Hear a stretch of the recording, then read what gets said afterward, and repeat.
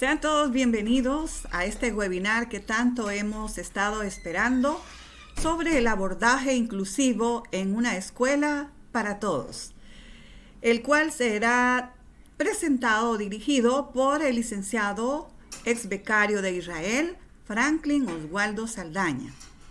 Le damos una cordial bienvenida a nuestro invitado especial, además a nuestros invitados, a todos nuestros invitados, a nuestros participantes. Sean bienvenidos y esperamos que sea de mucha riqueza, pues, este contenido para todos, y yo estoy segura que vamos a quedar altamente motivados por este tema que, bueno, es de tanto interés y está tan, pues, en el día a día de nuestras vidas, en las escuelas, en los trabajos, en la comunidad, en todas partes. El tema de la inclusividad es un tema muy importante y necesario. Bien, entonces cedo la palabra a nuestro presidente, el licenciado Jaime Zelaya, quien dará las palabras de apertura a este webinar. Bienvenido, licenciado Jaime. Muchas gracias, Dalila. Buenas tardes a todos. Gracias por atender la invitación a este webinar. Como Asociación Shalom, este es nuestro quinto webinar. Los primeros fueron relativos a agricultura, a todo lo que tiene que ver con agricultura, y esta vez pues iniciamos con Franklin la parte pedagógica, la parte relativa a la docencia y esta vez pues a la inclusividad. Franklin es un ex becario de Israel, nuestro amigo de la asociación y miembro de la asociación Shalom también, y él pues muy gustosamente decidió colaborar con nosotros y traernos algo muy refrescante, muy interesante para nuestro país relativo a la inclusividad. Muchas veces nos preguntamos qué es la inclusividad, cómo atender la inclusividad en las escuelas, como director, como docente, y qué debo hacer para atender a esa población en necesidad, ¿verdad? Esta vez pues Franklin nos trae una perspectiva israelí para adaptarla a nuestro país, pero quiero decirles que Franklin es licenciado en educación de la Universidad de Sonsonate, también es docente de la Universidad de Sonsonate, es graduado también de teología del Colegio de Teología, ¿verdad? Y también el curso que recibió en Israel es Cambiando al Mundo a través de la educación inclusiva. También tiene un curso en Costa Rica sobre apoyo conductual positivo para niños con autismo.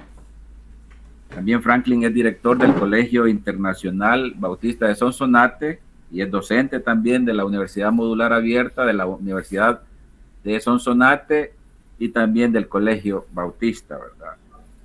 Entonces tenemos con nosotros a una persona muy preparada en esta área de inclusividad y espero que sirva para todos. Y como les repito, este es nuestro quinto webinar y dentro de 15 días tendremos otro relativo siempre a la educación. Así es que muchas gracias, bienvenido. Y Franklin, este es tu momento para que nos hables, por favor, de la inclusividad, el abordaje inclusivo en una escuela para todos. Adelante, Franklin. Hola, muchas gracias por dar la oportunidad de compartir la experiencia. Gracias a todos los que se tomaron el tiempo de poder reflexionar sobre este tema tan importante, pensando un poco si es el tema correcto, abordaje inclusivo en una escuela para todos. La verdad que una escuela debería ser una escuela para todos y no llamarse una escuela inclusiva. Quiero compartir con ustedes parte de la experiencia en el Estado de Israel, en la experiencia sobre el curso Cambiando el Mundo a través de la educación especial e inclusiva. Allá por el 2011 tuve la oportunidad de estar en este proceso formativo y de mucho provecho, porque hasta el día de hoy sigue repercutiendo en mis prácticas diarias. Agradezco a muchas de las personas que han intervenido en todo este proceso y que han aunado a este esfuerzo. Vamos a hablar un poquito. Bueno, este es el curso. Estábamos en la época en octubre, noviembre del 2011. Estuvimos en el Centro Aaron con un equipo latinoamericano compartiendo experiencias de cada país. justo en nuestro país estábamos pasando una situación de emergencia por lluvias y pues solamente asistí yo a este proceso. En esta formación nos acercamos a las áreas técnicas, hicimos trabajo de campo, hicimos visitas educativas, visitas de formación. Asimismo también, como todos conocen, bueno, tuvimos las formaciones o las clases dentro del Centro Aaron Ofri con hermanos de toda Latinoamérica. Asimismo también, por supuesto que la cooperación nos incluye esas visitas turísticas tan recordadas y tan importantes para nosotros, para los que creemos en la fe cristiana y sabemos que son lugares especiales que se recuerdan. Y así es este proceso surgió desde ese entonces. La Embajada del Estado de Israel lanza la convocatoria a través del Ministerio de Relaciones Exteriores. Aplico y gracias a Dios fui afortunado por participar. Y quiero compartir un poco de la experiencia, pero también de lo que hemos hecho acá en Sonsonate. Como decía licenciado, pues soy director del Colegio Bautista y desde esa época ya veníamos trabajando un poco sobre qué es la diversidad dentro del aula. En ese momento, justo cuando yo estaba en Israel, nosotros comenzamos un bachillerato abierto donde podíamos tener estudiantes sordos y estudiantes oyentes conviviendo con un traductor, un intérprete dentro del salón de clases, maestros tutores. Y pues la experiencia me llevó personalmente a curiosear qué podíamos hacer y qué podíamos ir más allá. Y quizás la primera reflexión a la que yo quiero invitarlos es a la siguiente. La verdad que las grandes transformaciones son evidentes, o las transformaciones de los centros son evidentes, las transformaciones de nuestra vida son evidentes, las transformaciones de la escuela, del aula, de nuestro campo de trabajo, son evidentes solo si nosotros mismos cambiamos de actitud. Me vi confrontado con una realidad. Nosotros en ese momento estábamos en pañales en el tema de la inclusión, en el tema del aprendizaje significativo para la diversidad, y entendí que la única manera era comenzar transformando mis prácticas diarias, comenzar transformando mi manera de ver el mundo, de hacer referencia a los demás, de cómo llamarlos, cómo referirme a ellos, cómo valorar también los seres humanos que hay dentro de cada uno de nosotros.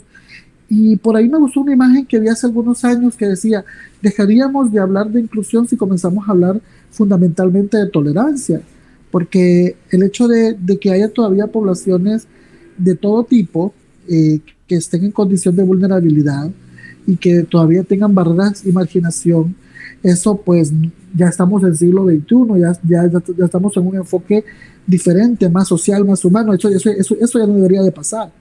Pero mientras las escuelas y las prácticas en el aula no cambien, no se sintonicen con el pensamiento sobre el tema de la diversidad de aprendizajes, no vamos a lograr nosotros a sentir totalmente esa visión inclusiva de un centro educativo. Y pues decidimos en ese momento transformar nuestro centro. Quiero compartirles esa serie de reflexiones porque no puedo decir que es la fórmula mágica para poder abordar esta temática. De las grandes experiencias significativas que me marcaron en la formación en Israel es el encontrarme en una escuela para sordos y poder comunicarme. Yo conozco el lenguaje de señas y en ese momento pude comunicarme con estas personas independientemente del país que eran. La sensibilización en el tema de discapacidad visual, el hecho de significar la diversidad en la parte de discapacidad cognitiva, el hecho de poder valorar los esfuerzos que también se hacen a nivel de centros regulares, porque los grandes conflictos en los cuales nos vimos sumergidos cuando estos términos se acuñaban en nuestro país era sobre si íbamos a tener niños en condición de discapacidad dentro de nosotros y cómo íbamos a hacer, que no estábamos preparados. Son esas barreras que nos pusimos como personal de los centros, como directores, como docentes de aula, que si la educación especial iba a desaparecer, que si cómo se tenía que hacer. La verdad que el término de la inclusión es amplio. Es amplio porque no nos vamos a referir solamente a la discapacidad como una población, sino que tiene que ver con género, con mujer, con etnias, con pueblos originarios, tiene que ver con diversidad sexual, tiene que ver con muchos aspectos importantes que están marcados dentro de nuestro contexto. Una de las cosas que más me hizo reflexionar también era el hecho de entender que dentro de un grupo tan pequeño de 30 personas, en un salón de clases, tenemos una gran riqueza que no sabemos aprovechar. Que lo que no puede hacer uno, lo puede hacer el otro y le puede ayudar. Que lo que no conoce uno, conoce el otro y le puede ayudar. Es a veces solamente de cuestión de detenerse y comenzar en una actitud positiva los cambios de paradigmas en nuestras prácticas. Porque, repito, no existe en el tema de la atención, atención a la diversidad en el aula, una fórmula mágica. No lo existe. Pero sí hay acciones que podemos tomar en cuenta para acercarnos en esa transición de una integración a una inclusión. Debemos entender que el término integración está más ligado a que la persona hace esfuerzos grandes por acercarse y ser aceptado y ser incluido dentro de un grupo.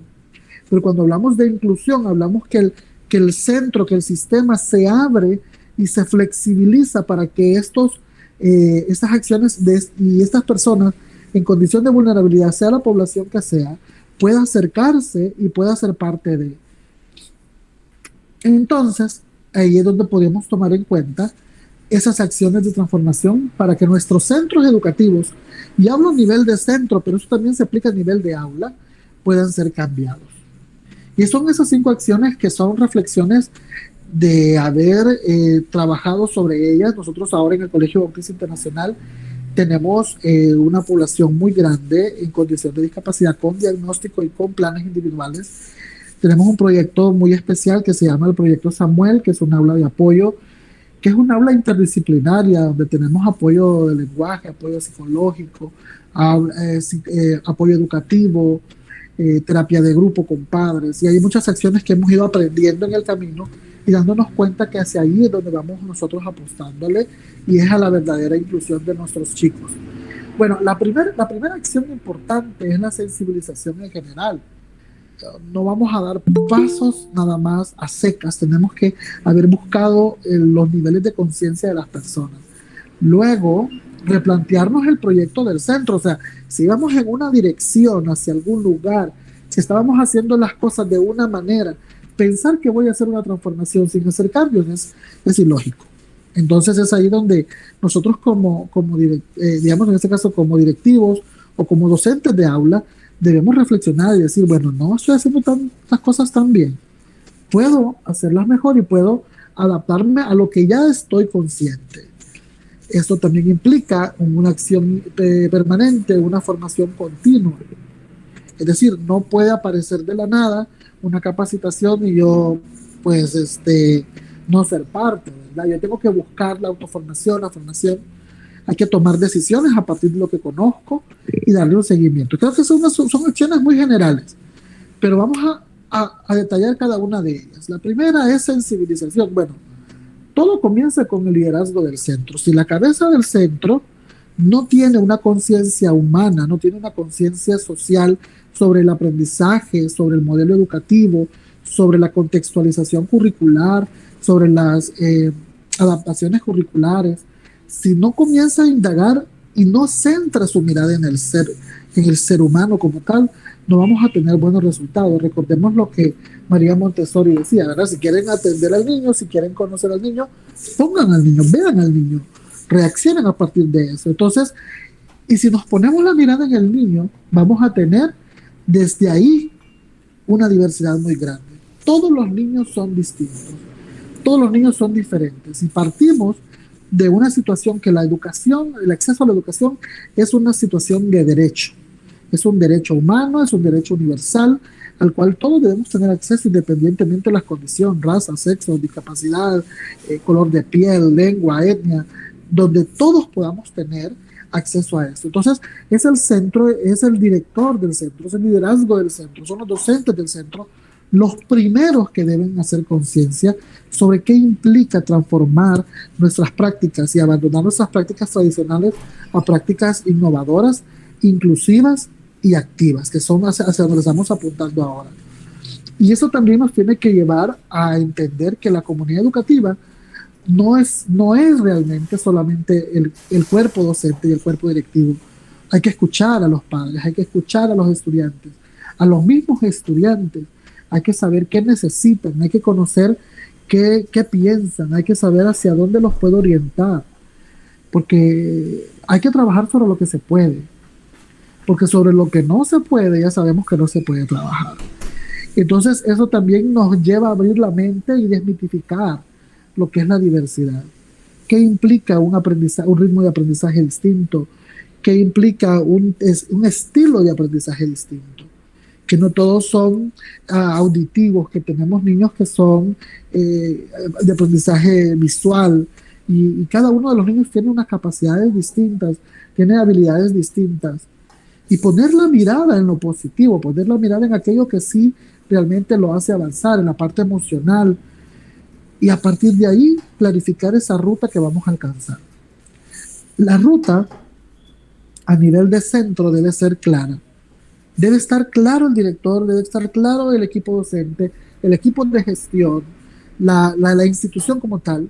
Debe estar clara para dónde va, hacia dónde le apuntamos, hacia dónde le apostamos, qué queremos con estos chicos. Y eso de estar claro significa que todos pensemos de la misma manera. Que como se asiente el concepto o la definición de incluir a un niño en un centro, tanto lo defina como la cabeza, como cada uno de los miembros.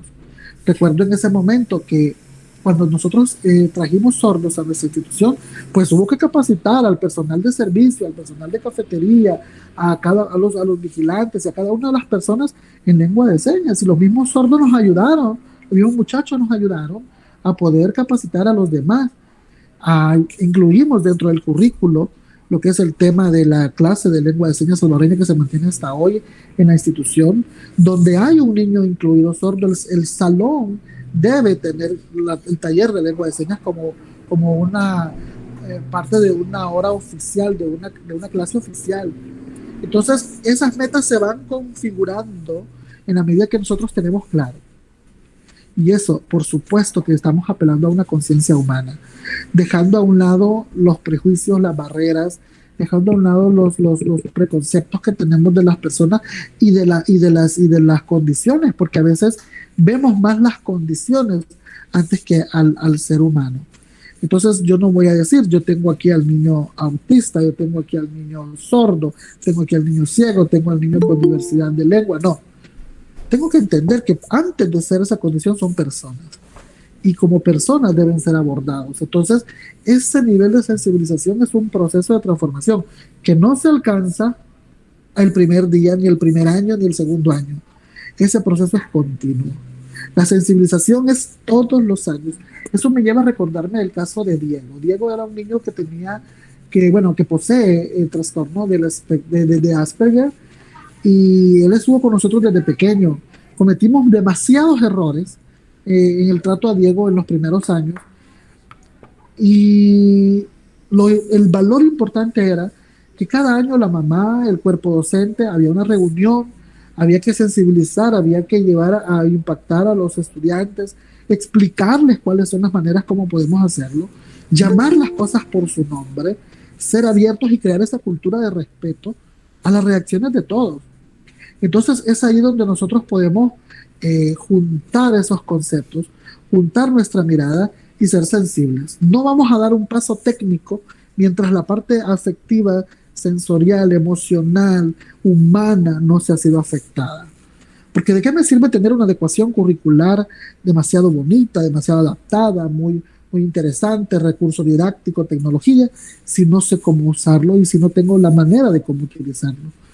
La sensibilización debe llegar también a nivel de no solamente metodológico, sino también didáctico, sino también de evaluación de los aprendizajes, porque entonces todo se tiene que ir configurando en consecuencia de. Cuando hablamos también de sensibilización, veíamos que hay que replantearnos el proyecto. Bueno, hay que revisar la propuesta educativa. Y no es que la propuesta educativa tenga que decir inclusiva, porque no hay por qué decir inclusiva cuando entendemos la diversidad. Entonces, tenemos que entender cuáles son aquellas llaves que tenemos que abrir a nivel didáctico. Bueno, puedo flexibilizarme en la evaluación, dejar esos conceptos tradicionales, y si revisamos nuestros manuales de evaluación nacional, tienen esas alternativas, tienen esa flexibilidad para que uno pueda no solamente pensar en una evaluación y revisión digamos, de exámenes, el error salvadoreño, ¿verdad? Vamos a evaluaciones y pensamos en exámenes, cuando la evaluación es algo permanente, es algo continuo, saber si hemos alcanzado la meta. En ese contexto, en la propuesta educativa debe juntar aquellos aspectos técnicos que van a ser modificados, como el hecho de crear un plan individualizado al estudiante. Y es ahí donde nosotros sentimos la carga, porque decimos, hay que hacer otro plan, hay que hacer otra planificación. Por supuesto que no. La planificación es la misma. Bueno, en otro taller posteriormente podemos hablar de didáctica para la inclusión, que es otro tema, por supuesto muy importante, pero debemos entender que nuestras planificaciones didácticas no deben estar centradas en el método, deben estar centradas en la necesidad de cada uno de los estudiantes. Cuando hablo de inclusión, no puedo pensar inmediatamente en el niño que tiene silla de ruedas o en el que no, tengo que pensar en el total del aula y cómo mi actividad va a satisfacer todas esas actividades de los estudiantes. Y rediseñar el aula, rediseñar no solamente físicamente, sino metodológicamente el salón, donde ya no se dictan clases, sino se tienen experiencias significativas de aprendizaje. Entonces vemos un enfoque más universal del aprendizaje, creamos ciudadanos mucho más conscientes de cómo aprenden y por qué aprenden. Entonces la propuesta pedagógica, la propuesta educativa de cada centro debe ser ese tipo de reflexiones. Y eso nos va a llevar a decidir la gestión. Saber si estamos actuando bien, saber si estamos actuando mal, y si lo que estoy haciendo está en consecuencia de algo positivo. Por comentarles una situación, hace 2 semanas, 3 semanas ya, nos reunimos con el equipo de gestión de la institución y hicimos un acuerdo y pensamos, ¿qué pasaría si eliminamos el timbre tradicional del proceso educativo y que ya nadie espere un timbre para reaccionar? Podemos humanizar más la escuela quitando eso y, bueno, dijimos, experimentémoslo por 1 semana. Hasta el día de hoy nadie se ha dado cuenta que hace falta el timbre. El timbre no hace falta para nada. Y eso está, ya cada quien ve su hora, voy para tal clase. Y esos itinerarios se han ido aprendiendo poco a poco. Entonces hemos tomado decisiones en función de un principio y hemos gestionado esa parte y cada uno tiene que irse sumando. Eso nos hace tender y abrir nuestras manos a crear esas redes de apoyo. Entender que yo como director, yo como docente, yo como directivo, yo como parte no puedo solo. Necesito apoyos y comienza la gestión con tal fundación, con tal universidad, redactamos cartas, llevamos, mira, necesito apoyo psicológico. En la escuela no tiene psicólogo, pero tenemos en la universidad fulana de tal 40 estudiantes de 5º año que necesitan hacer su práctica de cierre de año y me pueden apoyar. Entonces voy y solicito apoyos y hago gestiones y hago convenios, porque el trabajo en redes, esas son las cosas que me impactó en Israel, donde salud, educación en el tema de discapacidad están totalmente articulados. Totalmente, la maestra sabe cuando el niño tiene terapia y la terapia le cuesta como asistencia a la escuela y la escuela también responde al seguimiento de la terapia. Y cómo nos vamos uniendo con las escuelas hospitalarias, acerca de eso en Israel. Y cómo esos centros, tanto regulares como especiales, van cada uno sumándose a ese mismo proceso. Entonces, cuando tenemos esa mirada, tenemos esa forma de ver lo que es la educación, replantearnos el centro sensibilizado, vamos a contextualizar el currículo. Y ojo con eso, dejaremos de hablar de adecuaciones curriculares, porque la adecuación va en función de la metodología y todavía sigue teniendo una mirada mucho más segregativa. Para hablar de un currículo contextualizado, que significa preparar esa actividad, le decía, para la diversidad del aula. No puedo pensar en que voy a hacer una estrategia para todo el grupo de 30, pero fulanito que tiene problemas de discapacidad intelectual, le voy a hacer esta actividad solo para él. ¿Por qué no hacer una actividad que involucra a fulanito dentro de los otros 30? Y para eso hay que prepararnos, para eso hay que investigar, para eso hay que conocer al niño, qué necesita, cómo lo puede integrar, qué sí puede, qué no puede, cómo sensibilizar a los demás, cómo enlazar ese tipo de estrategias. Por consecuencia, vamos a vernos nosotros dentro de un proceso de formación continua. Entonces, dentro del centro, debo pensar en un itinerario de formación para toda la comunidad. Cuando digo toda la comunidad, no me refiero solamente a docentes, porque en temas de inclusión debemos formarnos todos. Debemos formarnos los estudiantes, los docentes, cuerpo directivo, los que son colegios privados, fundadores, personal de servicio, y todos hablar el mismo tema. Desde mi experiencia, así fue. Pasar por el tema de la lengua de señas, sabemos que no todos tenemos las habilidades y la disposición, pero tenemos que apelar a esa conciencia. Hoy debemos buscar esas formaciones, y que tantas formaciones en términos educativos en el área de la diversidad tenemos, tanto en línea como pues de manera semipresencial, o pues hay mucha formación en el tema. Promover también dentro del mismo proceso, ese proceso de investigación, acción. Debemos revisar nuestras prácticas, porque tampoco los diagnósticos todos son iguales, porque tampoco las miradas de la población toda es igual. O sea, no puedo pensar que porque esta estrategia me sirvió con este niño con condición de discapacidad, que me sirvió con este niño que digamos en esta situación de problema de aprendizaje, me va a servir con otro niño. Tengo que a cada niño, una de las metas es la personalización, y eso está plasmado también en las metas del 2030, poder personalizar la educación de tal manera que nosotros podamos tener esa clase no de manera tradicional, sino cada quien trabajando en lo que interesa y puede hacer. Pero eso es formación, eso es investigación. Cada maestro debe pensar por qué hace las cosas. Una de las grandes situaciones en las que me vi también involucrados en una investigación local, cuando hicimos una investigación en la zona sobre por qué se enseña a leer y escribir de la misma manera. Y tristemente, dentro de los resultados que tuvimos en la investigación a nivel universitario fue que los docentes decían, bueno, lo hacemos sí porque sí, porque sí lo hemos hecho siempre, porque así me lo enseñó, porque así me enseñaron a leer a mí. Y no sustentamos nuestra práctica en un conocimiento real. Entonces, la misma investigación, la misma reflexión sobre lo que hacemos nos debe llevar a nosotros a saber si estamos por el rumbo correcto. Y eso, por supuesto que no lo podemos hacer solos. Hay que hacer ese trabajo interdisciplinario con actores claves. Y es ahí donde yo admiro el Estado de Israel. Allá hay una institución que se llama, recuerdo como especie de comité de nivelación o comité de inducción, donde cada niño, con cada caso, cada padre, cada situación llega y pide una asesoría, y esa asesoría es dada hasta el docente. Están entrelazados o llevando ese proceso, ese plan individual, el docente, el médico, el terapista, el docente de apoyo, el director y el padre. Todos estamos involucrados en el mismo proyecto. Ahora con la tecnología podemos hacer acciones mucho más en conjunta. Nosotros, a partir de los apoyos educativos, decidimos hacer un grupo de WhatsApp, por ejemplo, una acción sencilla, ¿verdad?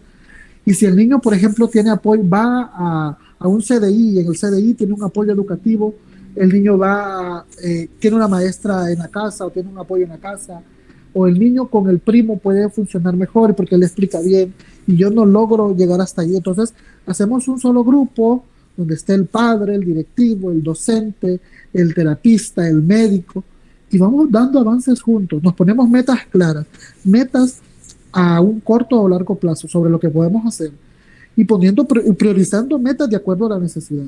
Y así trabajamos juntos en la misma acción, para no aislarnos, para que no la maestra de aula de apoyo le esté dando una cosa, la maestra de regular le está dando otra, y la maestra y el primo que le ayuda con las tareas en casa le esté diciendo otra cosa. Entonces vamos creando esas redes de apoyo, ese trabajo interdisciplinario. Claro, cuando hay profesionales a disposición, eso se vuelve un poco, mucho más agradable y mucho más eficaz. Y por supuesto, enseñarle a nuestros chicos a trabajar de manera colaborativa. El respeto como un principio universal, la tolerancia como un principio universal. Sorprendido al ver en Israel, en unas escuelas, niños árabes, niños judíos, interactuando en el mismo salón de clase, haciendo actividades en conjunto, cuando el mundo nos ha vendido muchas veces que eso no se puede. Pero coexistir sí podemos hacer cuando respetamos a los demás, cuando toleramos a los demás. A partir de toda esta concepción tomamos decisiones. Bueno, orientando esos esfuerzos a esfuerzos realmente válidos. cosas que sirven, cosas que valen la pena, acciones precisas. Ok, fulanito, fíjate que no, bueno, vamos a hacer este itinerario para esta semana, vamos a intentarlo, comenzando por las condiciones más básicas, solventando las necesidades más básicas. Primero, las habilidades sociales, las habilidades de independencia, autonomía, autoestima. Cuando yo llego a eso, el currículo, bueno, comenzamos a meternos al tema de las letras, de los números, y poco a poco, depende del nivel en el que está, el currículo se va ampliando y la acción se va ampliando. No podemos, por ejemplo, pedirle a un muchacho que me explique en 9º grado la ecuación general de la cuadrática si ni siquiera ha comprendido qué es una operación algebraica, por ejemplo. Entonces tenemos que tener claro, pero me dice, pero es que mire, es que este tema toca en 9º, pero ¿qué importa si está en 9º? Y no puede eso. Hay que partir de lo que tiene que partir. Eso es contextualizar el currículo. Hacer esfuerzos verdaderos, hacer esfuerzos orientados a donde tengo que comenzar. ¿Por qué le voy a enseñar al niño, por ejemplo, que se aprenda los nombres de todos los huesos del cuerpo cuando ni siquiera sabe distinguir las grandes partes del cuerpo? O sea, hay cosas muy básicas, tan básicas que a veces también hay que enseñarles a ir al baño solos, hay que tomar los alimentos solos, hay que saber pedir las cosas por favor, hay que pedir un turno. O sea, el problema es que seguimos con la mirada que la escuela es la escuela para la vida y no nos damos cuenta que la escuela es la vida misma. En la escuela estamos viviendo y en la escuela tenemos que aprender todo ese tipo de cosas para poner en práctica en la misma escuela. A veces escuchamos decir, esto te va a servir en la vida, pero cuando revisamos, ¿cuándo es la vida? ¿Acaso estoy muerto? Entonces es hoy que tenemos que comenzar a hacer ese tipo de acciones para hoy mismo, que sean sujetos de seguimiento. Esas decisiones deben tener esa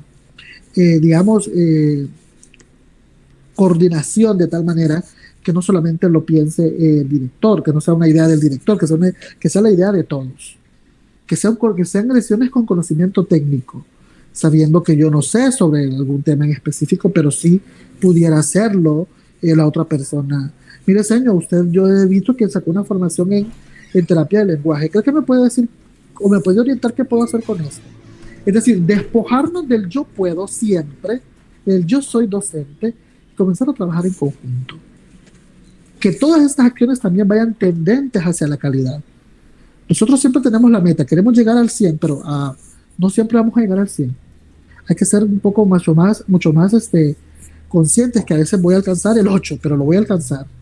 Y que cada paso, cada avance que tiene un niño, el niño que no escribía y ahora escribe, el niño que ni siquiera quería leer y ahora toma un libro, el estudiante que no sabía operar los números y ahora al menos cuenta, y comenzar a saber ese tipo de avances y darles una significación. Todo tendente a la calidad, porque cuando solventamos lo más básico, vamos avanzando, valorando esa diversidad. ¿Quiénes somos? ¿Cómo somos en la escuela? Eliminando también esas barreras, tanto de comunicación como de acceso. Ahí entra un poquito la infraestructura. Y decirles, es triste ver en un momento cuando la verdad la gente piensa que la inclusión es solamente tener un edificio con rampa, tener baños grandes, acceso para personas con dificultades de movilidad, cuando realmente lo que importa también es lo que pasa dentro del salón de clase. Porque tenemos al estudiante ahí, tenemos el espacio para tenerlo, pero no lo tenemos realmente conectado con el proceso educativo. Entonces, no todo es infraestructura. Infraestructura es parte del relleno. Pero lo que importa es que la maestra fulana de tal sabe cómo hacer sentir al niño cómodo dentro del aprendizaje y lo puede llevar a otro nivel. Entonces tenemos que trabajar, por eso les decía primero, la parte educativa, la propuesta pedagógica. Y por consecuencia, ir necesitando infraestructura, se va a ir buscando las alternativas. Me he topado en algunos casos que dicen, mire, pero aquí solo hay gradas y no hay para la silla de ruedas, pero sí podemos coordinar que a la misma hora estemos todos ahí para ayudar a subir al fulanito. O sea, hay cosas que sí se pueden solventar. No necesito que venga el gobierno y me haga una infraestructura adecuada. No puedo esperar de nadie cuando yo puedo adaptar mis propias prácticas. Escuché de una universidad en la que una chica que había inscrito materias y en condición de silla de ruedas de movilidad necesitaba tener una clase y la clase estaba en una tercera planta. Y bueno, la chica tuvo que renunciar lastimosamente a la clase porque la universidad no pudo hacer el cambio de aula y decir, esta aula es ahora para este tipo de personas. Entonces, no hemos como que sensibilizado tanto. vamos en rumbo, y eso es lo más importante. Primero, tener nosotros la conciencia sobre ello. Eso a nivel directivo tenemos que monitorear qué hacemos, propiciar esos espacios de evaluación y reflexión, que no solamente sea una pausa pedagógica para saber llenar los formularios de los zapatos, de las computadoras, de las planificaciones, no. Pensar en la práctica, en lo diario, que si me está funcionando, que estoy usando este libro grande, pero yo veo que este niño no aprende. ¿Alguien de ustedes, compañeros maestros, me puede decir qué más puedo hacer a partir de este libro grande? Y comenzamos a hacer esa reflexión. O sea, cosas puntuales. Por supuesto que los grandes esfuerzos de inclusión van involucrando a los padres de familia. Si el padre de familia no está de la mano, no vamos a alcanzar a hacer grandes cosas. No vamos a hacer mayores cosas. Debe haber una conciencia.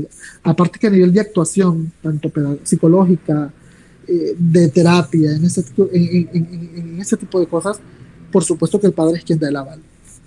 Y luego, ir valorando y sistematizando cada uno de los logros y acuerdos que tenemos. La inclusión es el mayor reto para las escuelas en todo el mundo, no solamente para El Salvador. En muchos países del mundo, ahora que creamos esa red con mis amigos del curso y de otros amigos que se han ido sumando también de cursos posteriores en el tema, nos damos cuenta que mi problema es el problema de Argentina, el problema de España. En España hay problemas también como en Chile. Entonces, no es un tema que digamos que estemos nosotros atrás, es un tema que todos tenemos que ir solventando. Ahora nos tenemos que hacer la pregunta, ¿cómo pueden las escuelas desarrollar estrategias para una educación efectiva para todos sus niños? La respuesta es sencilla.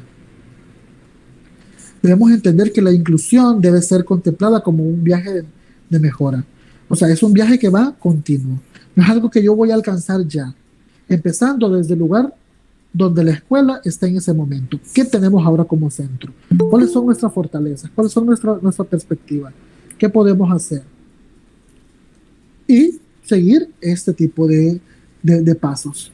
Tener claro la dirección que quiero tomar, utilizar las habilidades del conocimiento existente, desarrollar un lenguaje compartido sobre lo mismo que hacemos, promover el respeto por la diferencia y compartir las responsabilidades de liderazgo. Son situaciones que ya hemos hablado anteriormente. Hoy por hoy es el momento de comenzar. Con una acción sencilla, sensibilizarnos. Esa es la ruta a seguir. Mi nombre es Franklin Saldaña y quedo a su disposición para cualquier situación que ustedes quieran que pues, les pueda apoyar. Desde ya, muchas gracias a la Asociación Shalom por darles oportunidad y mis contactos quedan para ustedes. Gracias, Jaime.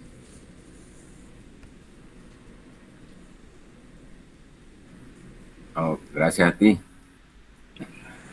Muchas gracias. Dalila. Hola, muchas gracias, Jaime, y muchas gracias a Franklin por tan excelente presentación.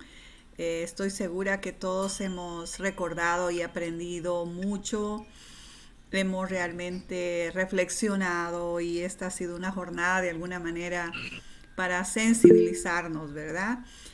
Bueno, aquí Aquilina Torres dice muchas gracias a usted, muy bonita ponencia, dice Franklin. A Franklin le agradece pues nuestra participante.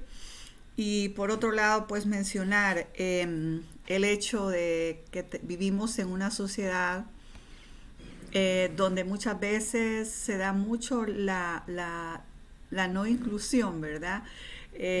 Teniendo en cuenta que el aula es un modelo pequeño de sociedad que estamos formando. En el aula, pues estamos poniendo en práctica lo que queremos que estos niños, cuando sean grandes, cuando formen parte ya de una sociedad, vayan a replicar de algún modo. Si dentro del aula vivimos una exclusión, lo más probable es que luego estos niños salen de la escuela, son adultos en su trabajo, en su comunidad y bueno, donde sea. La exclusión está a la orden del día. Y hoy en día el tema de la inclusión no solo es en la escuela, sino también hablamos de la inclusión hasta la inclusión financiera. Queremos, todas las instituciones pues están dándose cuenta de lo importante que es la inclusión. Los bancos pues quieren incluir a todos. Se han dado cuenta que hay un sector que está excluido y que no ha tenido acceso a muchos productos financieros, y así muchas otras áreas donde estamos dándonos cuenta de lo importante que es la inclusión. Gracias, Franklin. Ahora damos este espacio para preguntas o comentarios. Entonces, es de ustedes la palabra, estimados participantes. Buenas tardes, les saluda Jaime Moreno. Buenas tardes. Gracias, tengo dos preguntas. Una, bueno, aparte de que excelente ponencia, ¿cómo? Lo primero, sí, en todos los niveles, en todos los grados, digamos, de un centro educativo, de un colegio, inician el proceso, digamos, al mismo año. Y el otro, ¿cómo hacen con un niño que llega de otra escuela, de otro centro educativo que no ha estado en eso? Por ejemplo, me impresionó bastante cuando mencionó el niño, por ejemplo, que no tenía la visión. ¿Cómo se integra si él va a ir a 8º grado y esto ya viene corriendo por años según la metodología? ¿Cómo es el proceso? Ok, gracias. Contar la experiencia. El chico que vino con discapacidad visual venía, digamos, a un nivel de 3er grado. Bendito Dios, venía ya alfabetizado en braille. Entonces, habría que alfabetizar al docente. Y tuvimos que el docente especializarlo, porque de repente se hacía un texto literario. ¿Cómo iba el docente a saber si estaba escribiendo bien? Y ha sido una lucha, porque de repente era un poco pícaro y decía, miren, señor, está bien acá. Sí, pero ese fue un proceso. Decirles que hay la Asociación Salvadoreña de Personas con Discapacidad Visual tiene procesos de formación permanente para los docentes, tiene seguimientos para los niños en condición de discapacidad visual. Entonces, si usted tiene, por ejemplo, un caso, lo reporta inmediatamente al Ministerio de Educación, a la Unidad de Dirección de Educación Inclusiva, y ellos lo refieren a esta asociación, y de ahí se encargan de darle a usted la formación para el docente, la formación inicial, porque de ahí para allá uno tiene que seguir autoformándose. Y sí, hay cosas que se tuvieron que hacer. Por ejemplo, comenzar a hacer los famosos, las audiotecas. Hacer también, justo estaban en un examen ahora y el chico está en bachillerato y le estaban haciendo el examen de manera grabado. O sea, estaban grabando la respuesta de él para luego hacer la calificación. Entonces, hay que buscar la estrategia, hay que buscar las maneras. No siempre se logra el 100%, pero teniendo el esfuerzo por ahí, se puede hacer. ¿Qué pasa si viene en tal grado? Bueno, comenzamos por revisar si tiene alfabetización en braille. Comenzamos por visualizar hasta en ese momento cuál ha sido su proceso de escolarización, si maneja él el bastón, si él está consciente de la movilidad, se sensibiliza al centro y al estudiante se le da un proceso de inducción para que conozca el centro a través del uso del bastón y de sus sentidos. Entonces él comienza a memorizarse el centro. Normalmente eso lo hacemos una semana antes. Si empiezan clases el 5 de febrero, vienen desde por allá por el 26 de enero, el niño viene al centro, hacen un recorrido, 2 días después viene otra vez y vuelve a hacer el recorrido hasta que se aprende dónde le va a tocar. Y ya de ahí para allá es cuestión de dejar al ser humano, porque ya entonces los niños comienzan, mira, venite para acá, mira, quiero platicar con vos. A niveles donde ahora el chico está, por ejemplo, él ha sido ganador de certamen de oratoria a nivel nacional, ha estado involucrado en el certamen de debates internacional con la Universidad del Atlántico. Entonces es una persona que puede ser muy reflexiva, y por supuesto que la madre de familia juega un papel importante. Entonces es una acción conjunta. Perdón, ¿no han tenido problema, digamos, o reacción de los alumnos o padres de familia de qué bonito que arrancan con todos los cursos y todo eso, pero de repente es un caso que hablábamos, pero que el grupo reacciona y se siente como que esa atención especial, digamos, atrasa el nivel a todo el grupo, o siempre hay algunas reacciones de personas así. Imagino que igual tanto en universidad como en el centro educativo que usted comenta, es normal ese tipo de reacciones. Yo estuve en tipo de clases por más de 25 años y siempre llegaba alguien nuevo y la gente, pero al final se adaptaba o lo adaptaban o todos se adaptaban, ¿no? Y pasa eso, tuve una experiencia a nivel superior con un estudiante que está en quinto año de formación docente, ya en una licenciatura, pero que ha sido cuesta arriba también porque hay más barreras que oportunidades. Y muchas de las veces que ella flaqueaba era porque en una asignatura no se le hacían adaptaciones, porque un docente no buscaba, no estaba tan sensibilizado como para evaluarla de una manera positiva. Entonces, ese es el punto. Cuando nosotros ponemos primero la barrera, como que no mucho. Entonces hay que trabajar sobre lo que sí se puede. Y, y es importante visualizar cada caso de manera individual. No puedo estandarizar las acciones porque cada caso es distinto. La personalización como método es importante. Gracias.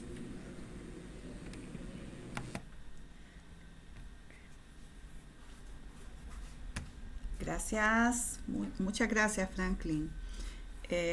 Bueno, acá creo que tú, Franklin, has colocado un comentario donde dice el diseño universal de los aprendizajes DUA es una metodología que busca lograr la inclusión educativa partiendo de atender la necesidad individual de cada uno de los alumnos con o sin discapacidad. Sí, creo que es un colega quien lo ha puesto. Ah, ok. Y muy Entonces, acertado. casualmente se llama igual que tú, Jimmy Franklin Así es. Rodríguez. Ok. ¿Qué opinas al respecto? ¿Sabías tú de este Claro, diseño? Ok. por supuesto. Lo que pasa es que, como les decía al inicio, no podemos pensar segregadamente. El aprendizaje es un aprendizaje para todos. Entonces, la escuela debe responder a todos. Por eso se llama este taller, este webinar de esa manera. Porque no vamos a individualizar, porque sería segregar siempre. Que voy a hacer esta metodología porque el niño es autista, que porque el niño tiene esta condición. Por supuesto que no. Debo tomar en cuenta el total del grupo y es ahí donde cometemos el error, pensando que vamos a individualizar como sinónimo de separar y como de señalar y como de tratar bien en un enfoque más maternalista. Y claro que no es así. El diseño universal del aprendizaje es esa metodología abierta donde todos podemos aprender, donde no nos casamos con una manera, como decía el compañero, y muy bien, muy atinado. No puedo yo pensar que la misma manera me va a llevar siempre al lugar donde quiero llegar. Muchas veces hay otras maneras, hay otras estrategias, que por supuesto es tema de otra reunión, pero sí estamos llevando ese nivel de conciencia, que está costando un poco, pero debe ser una escuela tan abierta de tal manera que no se hable de inclusión, que se hable de todos aprendemos. Y en ese mismo orden, Jimmy Franklin también dice gracias por compartir tus conocimientos y experiencias. Me gustó que planteas que para lograr una inclusión se requiere de no casarse con una metodología. Tenemos que adaptar los recursos y las metodologías a la necesidad de cada alumno, lo cual implica un gran trabajo. Entre más pronto iniciemos, vamos encaminados a lograr tan deseada inclusión educativa. Gracias. Sí, es como cuando vamos a un restaurante. Qué aburrido que comiéramos todos lo mismo. Qué aburrido que el restaurante nos diera todo igual. Cada quien tiene un gusto, una preferencia, una manera. Mire, a mí me lo pone mucho más cocido, a mí menos cocido. Y el restaurante responde a todo. ¿Por qué la escuela no puede responder a todo? Correcto. Muy bien. El tema de la inclusión y sobre todo lo he pensado porque yo he trabajado y me he desempeñado en el área de la matemática. Así es que en la matemática, pues a un estudiante hay que llegarle con una estrategia. Hay una diversidad de estrategias para que los estudiantes puedan comprender muchos conceptos, contenidos matemáticos. Y a veces pensamos que todos nuestros estudiantes aprenden de igual manera y enseñamos de una sola forma. Y el que no aprendió de esa manera, bueno, entonces es un estudiante que de veras tenemos que descartarlo, ¿verdad? Así es que interesante. Muy bien. ¿Alguna otra pregunta o comentario, compañeros? Sí, yo quisiera preguntarte, Franklin, de qué o de quién depende la inclusividad de un niño con estas características que has mencionado, porque muchas veces el docente podría decir que depende del director, o el director podría decir que depende del docente, y del docente podría decir que los padres de familia no colaboran o no lo traen, o cualquier estudiante o cualquier persona podría decir que también depende del gobierno. O sea, todos nos tiramos la culpa para todo. Fíjate que una vez yo visité una escuela y esta escuela tenía unos estudiantes sordos, y todo el aula donde estaban estos estudiantes tuvieron que aprender el lenguaje de señas, y los docentes tuvieron que aprender el lenguaje de señas, y luego se regó en las demás aulas. Era un instituto aquí en Cabañas, y se fue regando, y de tal manera que toda la institución, todos los docentes, todos los estudiantes tuvieron que aprender el lenguaje de señas. Y entonces por eso te pregunto, ¿de qué o de quién depende que podamos aportar un poquito como persona, como humano, como conciencia de lo que tú hablabas, ¿verdad? Y adaptar a la preparación o la planificación a la necesidad de las personas, ¿verdad? Muy bien, yo creo que ese es el problema, que todos buscamos quien haga algo para yo después hacer otra cosa, y no es así. O sea, si vamos a hablar de inclusión, va a ser inclusivo el compañerito de clase, va a ser inclusiva la mamá del niño, porque también va a entender la condición del compañero del niño, va a ser inclusiva la maestra, va a ser inclusivo el docente, va a ser inclusivo también el que vende paletas afuera de la escuela, porque va a entender que el niño no puede hablar y tiene que aprender cómo responderle. Entonces es una tarea de todos, pero por supuesto todo tiene una manera de comenzar. Los grandes esfuerzos en Latinoamérica a nivel de discapacidad siempre han comenzado por los padres de familia. Ese es como un dato, pero no realmente es la estrategia. Cada centro puede ser distinto, pero sí el padre de familia juega un papel importante. Decía el caso de este niño Diego. Todos los años la mamá tenía que venir a ayudarme a hacer la sensibilización. Gracias a Dios que la señora era parte de un personal de salud y todo estaba muy consciente de la situación. Entonces la involucrábamos en ese proceso. Dirigía a otros padres que venían con niños con casos similares más pequeños, pero ella iba como orientando el proceso a padre. Entonces es de todos. O sea, pero como lo comencé diciendo, la cabeza, quien dirige el liderazgo, debe primero ser más humano. Debe estar consciente de la flexibilización que tiene que haber a nivel de centro. Y por ahí nos vamos en la ruta. Porque las políticas públicas las tenemos. O sea, el marco legal lo tenemos bonito, pero no tenemos las acciones tan claras a nivel de centro. Por eso me interesó más hablar en el centro. Franklin, ¿qué relación o qué vinculación tiene la enseñanza de valores o la vivencia de valores en la escuela con la inclusividad? Creo que el hecho de hacer un centro o vivenciar experiencias de inclusión a nivel de aula, no necesitaría hablar de moralidad, urbanidad y cívica porque la estoy viviendo. Entonces, trascendería del concepto a la práctica literalmente.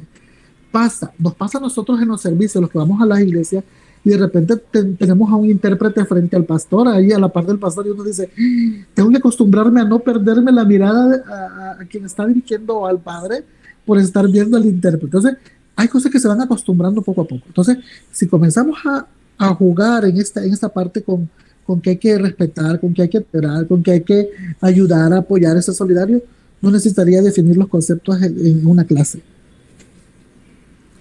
Muchas gracias. Gracias, Franklin. Bien, vamos a escuchar otra opinión, inquietud, pregunta que tenga alguien. Tenemos espacio. Bueno, buenas tardes. Hola, buenas tardes, profe. Buenas tardes. Profe Morán. Sí, así es.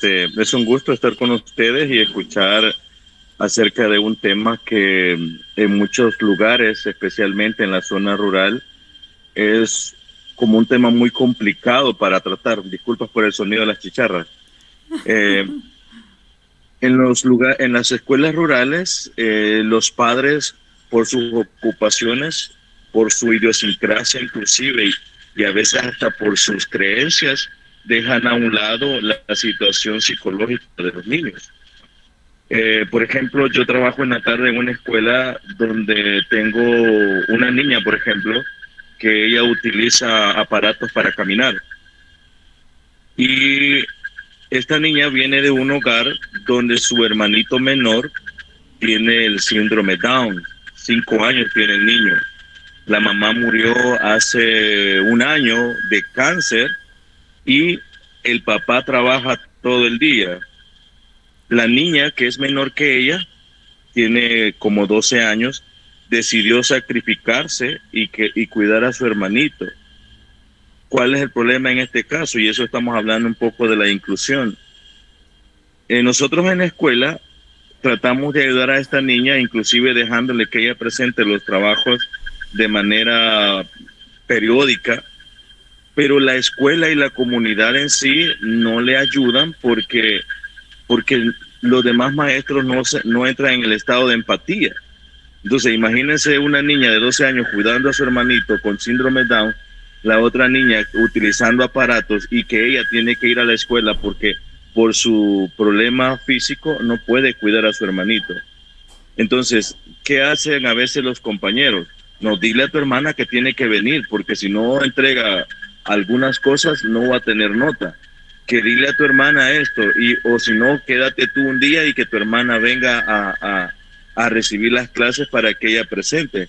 Entonces creo que la temática que se está discutiendo ahora sería una forma de hacer conciencia en las zonas rurales principalmente que una debilidad física no es un impedimento para que no puedan realizar totalmente la práctica del estudio. O sea, los dejamos afuera, pues entonces los padres quedan en aquello y dicen, no, como no puede y hasta ahí tiene que llegar. Entonces es bien complicado porque a veces una persona o dos queremos hacer algo para motivar, pero la comunidad educativa, incluyendo a los compañeros, a los demás maestros y a los padres de familia en sí, pues ellos no colaboran. Entonces creo que hablar de la inclusión necesitaríamos como hacer una campaña, pero una campaña bien completa para poder llegar hasta los cimientos más bajos que la sociedad salvadoreña tiene, porque es ahí donde está el problema de la no conciencia y el no conocimiento de esta situación. Gracias por la oportunidad. Muchas gracias. Qué bueno que compartes, esa experiencia, porque imagínense la situación de la niña con su hermanito, con su hermanita, la condición, imagino, económica, y todavía que la escuela no sea un espacio para poder desarrollarse, es como que un problema mucho más profundo, y eso es a nivel rural, sí, es bien marcado. De hecho, trabajé un tiempo en una escuela para sordos, y la población mayoritaria siempre fue de la zona rural, y todavía conocíamos casos mucho más, digamos, dentro de la zona rural del departamento, que preferían que el niño no estudiara porque, pues como es sordo, ¿para qué va a ir a la escuela? Y empezar esa campaña, ¿verdad?, de poder sensibilizar a los padres. Pero es un trabajo muy fuerte, es un trabajo que debería ser articulado.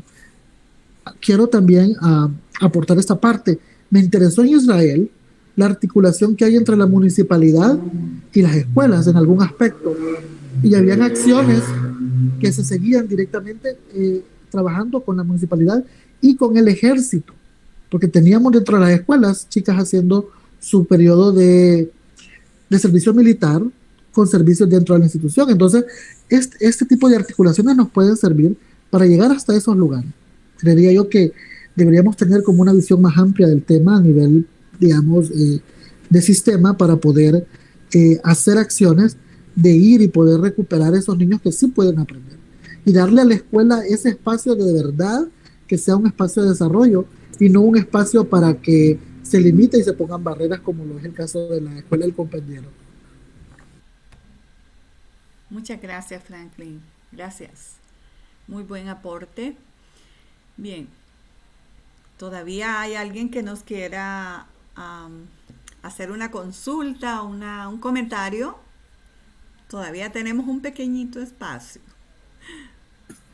Buenas noches. Buenas noches, Felipe. ¿Desde dónde usted Mucho nos gusto. está? Sonsonate. Sonsonate, mucho gusto.